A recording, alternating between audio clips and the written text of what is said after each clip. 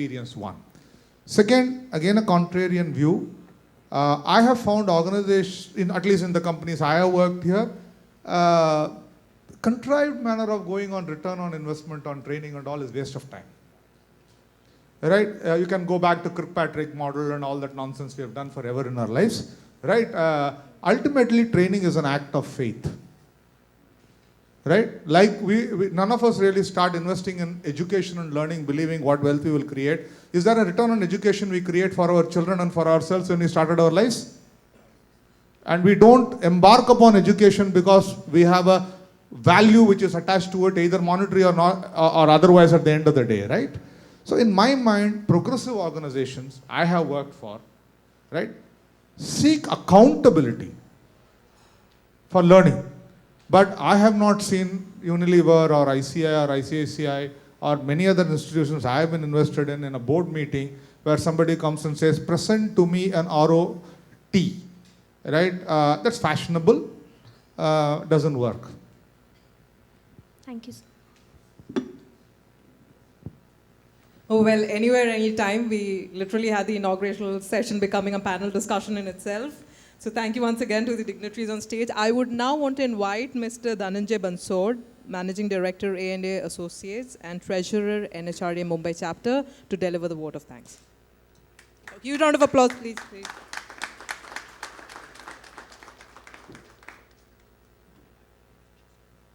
So thank you, Mansi. When you get somebody like me to give a vote of thanks to, when I have Rajiv there, when I have Probir, and I have Ram, and I have Anand out there, I think it's not fair. What do I summarize? What do I thank them with? They have all spoken extremely well, extremely insightfully. Each sentence of theirs was a takeaway. I made a huge amount of notes.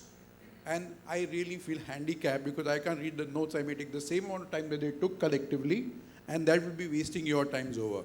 So I have only one or two things which I want to share with you. I'm reading History of Humankind. Sapiens is the name of the book. One thing which he says out there, the author says out there, is the human brain has not evolved biologically for over thousands of years. We are talking of learning and development. In context of that, when the human brain has not evolved, it makes one think. The other thing we just say, where the discussion goes is, why are we human beings superior as compared to various other animals? And the answers lie in that we are able to create an alternate reality. Our first conclusion is because we are able to communicate, and I'm very eager to leverage the question of listening and other things. But we are able to communicate, and that's why we are superior. No, the answer is we are able to create an alternate reality. So animals communicate. When animals communicate, they tell you either the truth or they tell you lies. Monkeys, for example, they communicate. If the tiger comes to kill them, they let the other monkeys know by a particular sound that there's a tiger coming, so let's run away. But monkeys also lie. They create the same sound when they see some other monkey eating a nice banana. So the fellow abandons the banana and this fellow goes and eats. For them, there are only two things, reality and lies. Human beings have an alternate reality. And that brings me to what all these gentlemen have been saying. That when we work together, we leverage this alternate reality to be able to develop, to be able to contribute, to be able to make a difference to exist as a society. In fact, the whole social formation was based on a question which was raised, why are we all so many here, based on gossip. We have always regarded gossip as something which is not fine. But thank you for bringing in this feature that collectively we learn when we set organization capacity building. I think that's precisely what happens if we are able to align together by discussing the same thing, by having the whole alternate reality created within our own self, we are able to work together. And that's how we, the animal which is hardly any muscular strength, we will be able to trump over all other animals. So, Rajiv, Probir, Ram, Anand, thank you very much. Thank you, Kamal Singh, for organizing the program.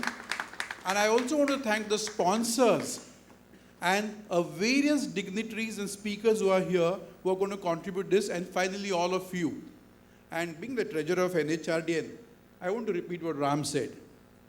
This is a collective organization. This organization is built by us for us. The more you contribute, the more you participate, the more you kind of become a member of, the bigger we'll be and the bigger we'll be able to serve you again. Thank you very much. And before we just end, would request Mr. Kamal Singh to hand over token of appreciation to Mr. Rajiv Dubey.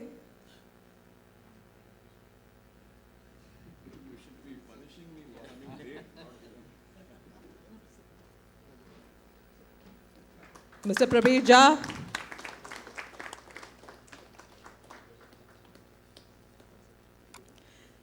Thank you once again, ladies and gentlemen.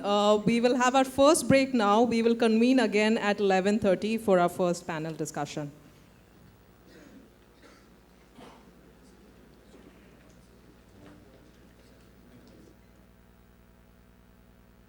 Yeah. Ms. Kavita Kurup, Head L&D, and Dr. Sanjay Muntal, Head RGF Management Search. Ladies and gentlemen, a huge round of applause for our panel on stage.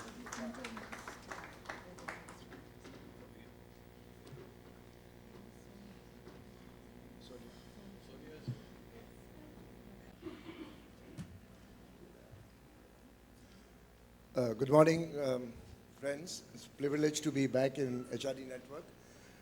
If you notice the panel, the way they are sitting now, all the ladies are ganged up together. So maybe one of the things to learn is that how do we learn? Is that, Sanjay, is that the reason why they're sitting next to you, all of them together, not spread out? I thought. Okay, the format that we have, is the sound okay, Solomon? Yeah, it looks like. Can somebody do something about it? Thank you. Now, okay, what the format that we've thought together is that each one of us will speak some 1 or 2 thoughts for about 5 to 7 minutes. Then we'll interact with the panel to get some more mileage out of their thought process, along with the audience interaction. We want to make it an interactive session, not a Gyan session or some theoretical lecture. Also, there'll be no PowerPoint. So it's good that we all learn together. Let me share my perspective on the whole topic. Frankly, as we sat together, we realized the topic was a little ghisa-pita stuff. We have talked about this topic in many conferences and seminars. And can we bring something new to the light? And that's what we'll be learning for all of us, including me, when we leave the session, that have we picked up something new in the trends that are likely to come or that are already happening in the industry. So if we go back to time, or say about 20 years, it's important to know how we have evolved, which will also give an indication of how things will evolve further. The organization, the whole learning process and training was organization-centric. It was designed and meant for what skills the organization needs, what aptitude they need to develop in the employees, and what does the organization need. So the whole focus was based on what the organization needs. And it was the right thing to do at that point of time, and still is in some context. As a result of that, whole training and development process in the organization was very well structured, very systematic, very systemized. So there were training need analysis done, annual exercise, sometime biannual, detailed analysis of what the organization needs, where are the gaps, where are the needs of developing some gaps or increasing some skills or bringing in new skills. And based on that analysis, a training calendar was prepared. So if you go back to, Ashwin sir, you'll remember the training calendar, and SBI was outstanding benchmark in that. The training calendar defined everything. Who will attend, what will be the benefit, what will be the structure, what will be the method, and everybody knew what they will get. Then there was a training ladder in some organization. I spent half my life with Unilever, and one of the finest organizations where development took place. But even there, so at grade 3, you had to go through a certain set of training. When you go to grade 2, you have to go through a certain set of training, standard. As you move up the organization, there was a certain set, what we called loosely a training ladder, that nobody paid attention to why we were doing it. because it is required and attention was given because organization thought that that is the right thing to do, and organization needs that skill and attitude and aptitude to be developed. So the training ladder worked. But everything, if you notice, was organization-centric. Now, where is the change happening today? Three things. The speed of change in business and environment, not only the change, the speed of change is very rapid. What was relevant is no more relevant very quickly. Now, things have always changed. It's not that the change is happening for the first time and all these fancy words like VUCA and cliches like VUCA, rather not fancy, were always there. VUCA was always there even 50 years ago. So nothing new. But the speed of change that is now come in industry and the requirement to adapt to that speed and react to that speed has become imperative for business success. Second, the generation diversity. The workforce profile has changed, demographic profile has changed. And Tarun, you'll cover part of that, so I'll not delve into that more deeply. But that has brought about a new focus as to how do we give to our customer. Who's the customer here? This is the employee. The customer profile, demographic profile has changed so much. What is relevant and what is going to be working well. And that is where individual aspirations have now come into play to decide. And data analytics have played a big role. So earlier we were looking for example, in placement, we had a job and we looked for people. Now with data analytics, we have people recorded with their aspirations and we look for right positions for them, just the reverse. And some of the best organizations are doing that, that they have a plethora of data available of employees who are aspiring to do something, and can we find some position and not fit positions with people, but find positions for people. And for that, the training need has changed completely. But again, the whole focus now is on customized content and access. And that's why when you say anytime, anywhere, the whole trend is moving towards having access to learning opportunity. So it's no more the standard classroom or standard calendar approach, but it is more unstructured, more spontaneous, and more relevant to the audience and the customer that we are referring to. The downside, and our panel will discuss that, is to avoid fad. If somebody else is doing it, can we do it? Because it's a nice thing to do. If we don't do it, we are obsolete. And there's a tendency in learning L&D. I'm a part of the governing council of LNOD Roundtable, along with Sanjay. And we find after doing study of 150 companies that quite a large number of companies are doing because others are doing it. And that is where I have 3 points to put forward. That one, it should be relevant. Second, there should be a recall value. And third, there should be return. So 3 R's. Relevant, we must be very clear what the organization needs and what the employee needs and match that. It cannot be just doing for the sake of activity, having a calendar, how many man days. I worked part of my life with Motorola, where we had 40 days, 40 hours of relevant training. Now 40 hours of relevant training was tracked as a religion. But of course they added the word relevant. Throughout the year people were very busy attending training programs. October, November, there was a nominations galore to participate in any training program. Negotiating skill. Have you heard of this? In many organizations we have negotiation skills. It's one of the most popular. I don't know who do you negotiate with. A finance guy going for negotiation skill, I can understand if he's in procurement or she is in procurement.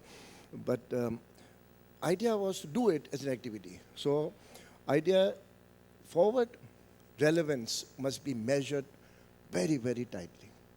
Second, recall. Can what is being taught, what is being shared, what is being applied, can it be applied?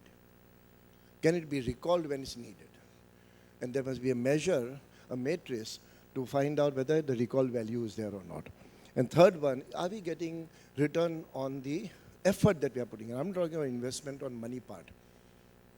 When people spend time, energy, are they getting return? And is the organization seeing that return being implemented into business cycle? Second, it is no more group learning. It's now individualized. So this classroom training has almost become a passe. People don't want to sit in a classroom and learn together, except when activities are interdependent, team building, collaboration, where people have to learn from each other, or strategy. But otherwise, the focus has moved towards what I can do on my time, at my pace. And that means use of technology has been